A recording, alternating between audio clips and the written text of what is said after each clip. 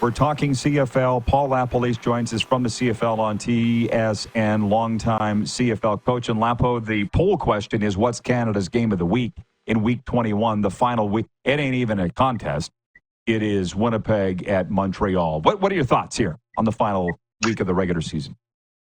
You know, Winnipeg coming off a bye obviously helps them a little bit with their preparation. They do have to go across the country, which is not an easy, going across the country is always hard to play all the way in Montreal. Winnipeg is a little bit shielded because they're more in the middle of the country, but it's been a difficult place to play.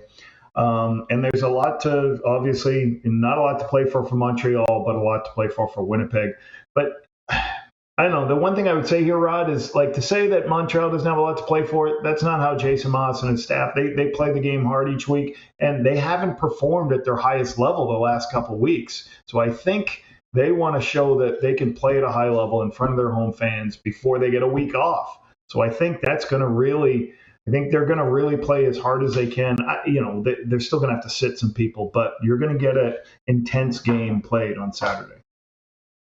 This is why you are in your role on the CFL on TSN. Tell me how you would try to manufacture the hunger, because that's what Jason Moss has in front of him. They don't have the hunger that Winnipeg does. So how do you try and make that happen? What's in the speech to make that happen? It's really, it's up to them just watching the film of how they played the last couple of weeks. I don't think their defense is happy how they played the last couple of weeks after Vernon Adams just torched them last week.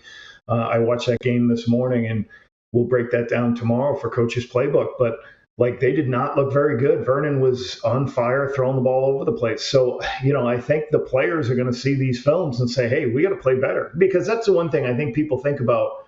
You can't rest everybody, Rod. You can take a couple of guys down, but you're not going to rest 6 guys in your secondary. You're not going to rest all 4 defensive linemen.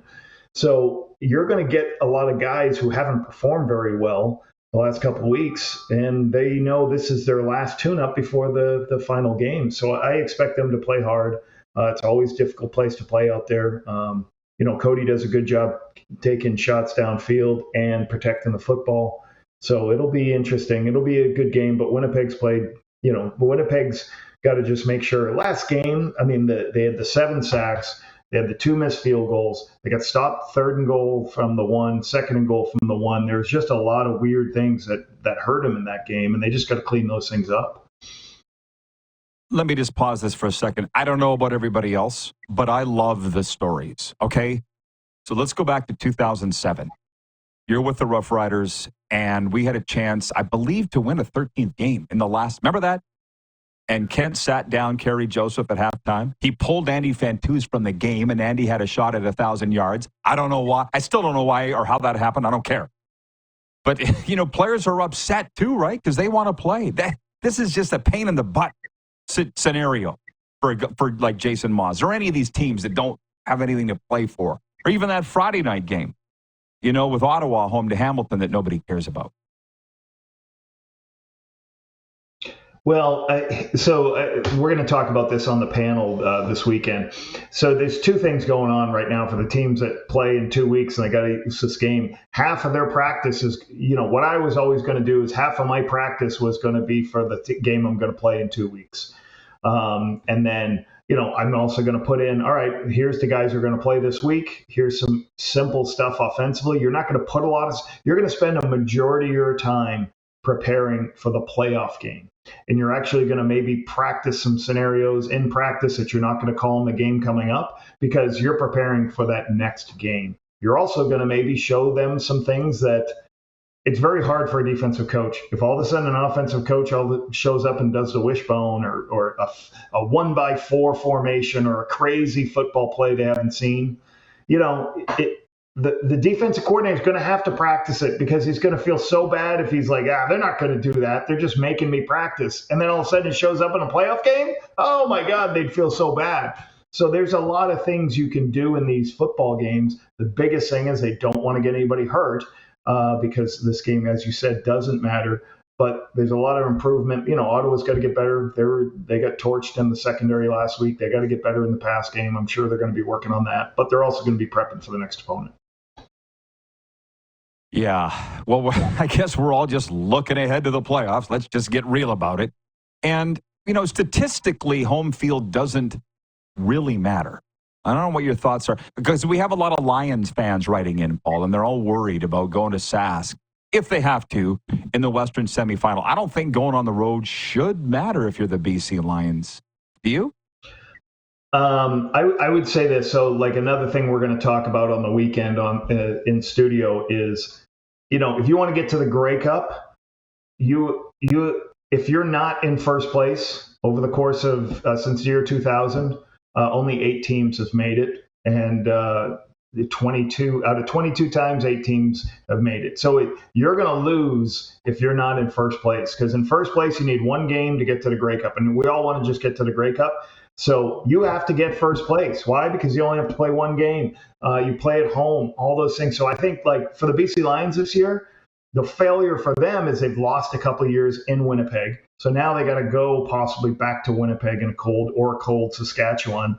When they had it already, if they could get first place, they could win 1 game. They're at a Grey Cup at their home stadium. So I think it is important to get to the Grey Cup that you have a home game, but it's more important that you have the bye week and the home game. That's where the stats flip for you dramatically. You only have a 30% chance winning if you're not first place. Are you rattling these off the top of your head? Because I haven't seen the game notes yet. How do you know all this stuff, left? Wait, hold on, Rod. Let me get my stuff over here. I got it all over here. Okay. Is that your own notes? All right, here it is. 8 games. There is 8 teams won out of 26 games since the year 2000. Montreal, let's see, in 2000 in the East, 2012, Toronto upset Montreal. 13, Hamilton upset Toronto. 21, Hamilton upset Toronto. 23, Montreal upset Toronto. And I've got somewhere here the West Division. But so like that's the key, especially BC Lions. It's too bad they didn't get a home playoff game because the Dome indoors, how talented they are with their speed on the perimeter. So they may have to go to a cold environment. I was the head coach in Winnipeg in 2011, and the Hamilton Tiger Cats had a very good, fast football team. Kevin Glenn at quarterback. They beat Montreal in the Big O on the turf. And then they came to Winnipeg to play us, and it was 30 below at kickoff, and we beat them. We ran for 200 yards. They looked like they just didn't want to play in the cold. So that's should be a factor. Dude, my mind's racing on all of these things. But the other thing is, I guess if you're the head coach, you're saying history doesn't matter, long term or short term. Like Corey Mace, look at this turnaround they've had. BC Lions, I guess you do what you have to do to get the job done. Like I was just with Bob Poley on the weekend. We did an event together, Lapo. And he says this Rider team reminds him of the 89 team. You've heard all the fabled, they got hot at the end, went on to win a Grey Cup. That's all you're kind of looking to do, right? Yeah, and in 2019, when Winnipeg started their run, I was part of that organization, and we had to go to Calgary, and we played very well and beat a Calgary team. And then we had to go to Saskatchewan, and then we beat Saskatchewan. And then by that time, we were on rhythm, and we were able to upset Hamilton, who was very much favored. So, but I mean, that Winnipeg team, we didn't turn the ball over in the playoffs, including the Grey Cup, and we got a bunch of takeaways. So you just got to play well when you get to the next level. And it doesn't matter where you are when you get to the playoffs. For sure. Well, we've talked all year, you and I, about what a zany season this has been, not to mention also with Naylor and Farhan. But here we are, like the playoffs are almost at hand. With this Winnipeg team, that was, now you think about it, a long time ago, 2019, compared to now. You think of them as the same, but they're really not. Do you see similarities this year's Bombers from what the team that started this great run? I think this Bomber, obviously it's a veteran football team. The thing they're doing so well is defensively. They're just not, they may get less takeaways than they have in previous years, or we did in 19 and some of the other Grey Cup years, but they just don't give up a lot of points. You can't get completions on them. On second and long, you just get off the field. So they stop their run on first down, and they do so well with their coverage schemes that they may not get a ton of takeaways, but you just can't get first downs. And that'll be interesting to see how they play out offensively. When Brady's rolling, they're great. Zach's performed well this year. Sometimes the games they've lost, Zach's turned the ball over. So I'm sure Zach understands as a veteran what it takes to be successful down the stretch. And certainly with that veteran coaching staff, they'll get them taken care of. So it'll be good. I mean, all three teams. I say this though, Rod. All three teams can win this, right? When we get to it, right? I think Sask, BC, Winnipeg, all three of those teams, they play their game. They got an opportunity to win the Grey Cup. It's not like somebody's really favored. Nobody fluked into the playoffs, really. Now, these are good teams, right, is what you're saying. They're good teams. Rob in Vegas writes in.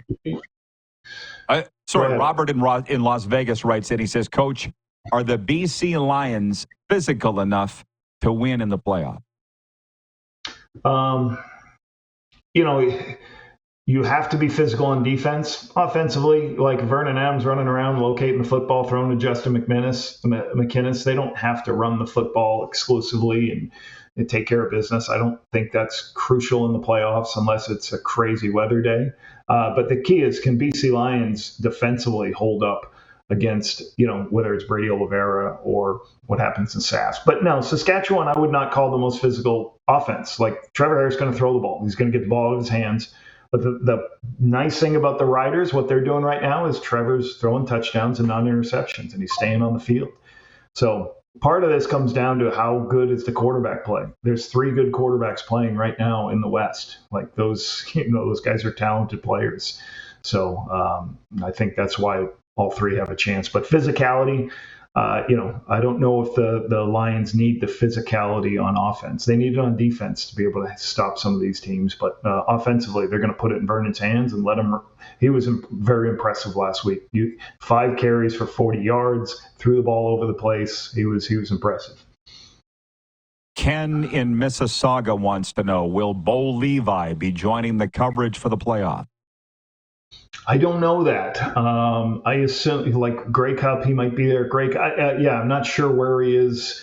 I know he did last year, and he did a great job with us. So I assume he'll be kicking around Grey Cup or something around those times as we go. And I'll tell you, that's a great story, what Bo has done this season, because there's a point where people are, we're done with Bo, we're moving on from him, and he just willed himself more time in the Canadian Football League. And it always comes down, like, his play was spectacular this season.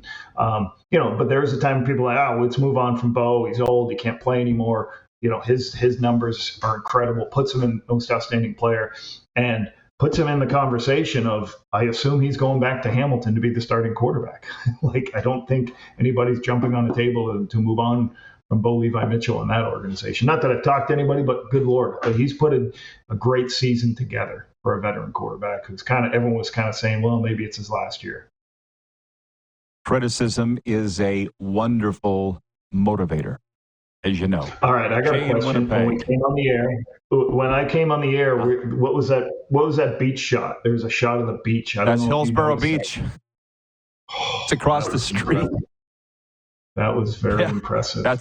You've been to Boca. We discussed this in Crave. You know that. I got a spot for you whenever you want to come down, Lapo. But first, we got to get Grey Cup done, and I'm hoping to be in Vancouver for that. I can handle that in November.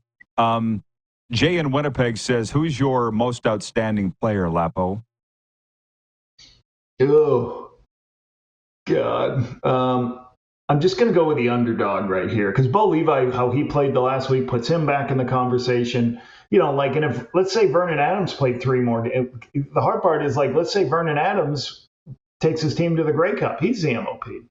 But I'm going to go with the underdog, and just, I've been pumping up Milligan this year, all year long, because, the guy leads he leads the CFL in special teams tackles and interceptions. He's a really talented football player.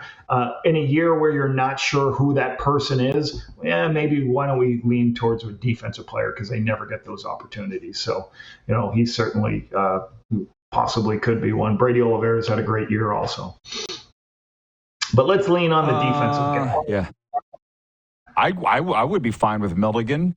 And our guy, Solomon Elamimian, was the last defensive player to win most outstanding player in the Canadian Football League. But can you do me a favor and just reach across the table and slap Milt Stegall when you get a chance, because he's saying there's no reason Bo should win it because his team missed the playoffs. He's also the guy that said, what if the Grey Cup ends in a rouge on a missed field goal? This is what I would say, Lapo. So what if it does?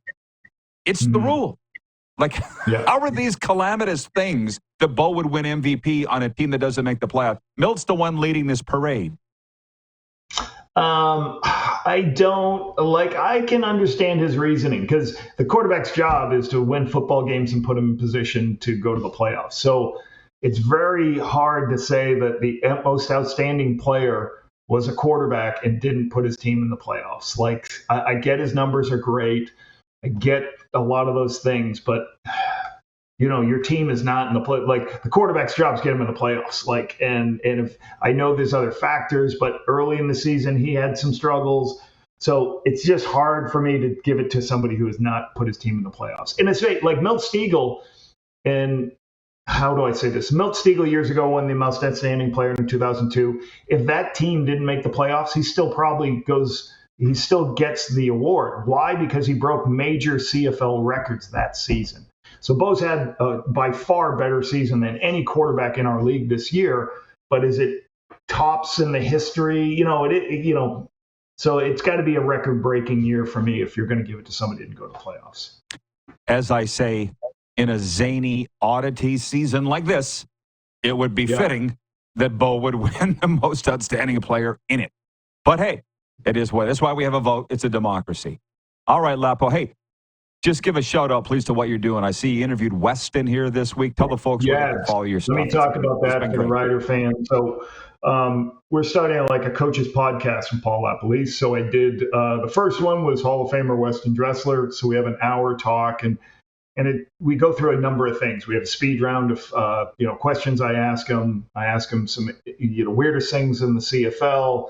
I have his teammates embarrassing him segment where teammates give me questions to ask him that are pretty funny. And then we just do a leadership talk at the end. So, we did our first one last week. It's been well received. So you can see it at the YouTube page at Coach Paul LaPolice or Paul LaPolice at YouTube. Go watch that.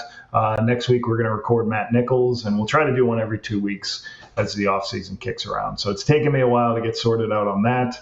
And playoffs, heading out, will be in the studio for playoffs, and then out there in Grey Cup, probably Wednesday at Grey Cup. Sounds good, Lapo. I'm following it all from Boca Raton. Thinking of you, and ready for you to come down and visit anytime you'd like. Definitely. That beach, man. All right. Thanks, Rod. Appreciate it. Thanks for having me on. Thanks, Coach.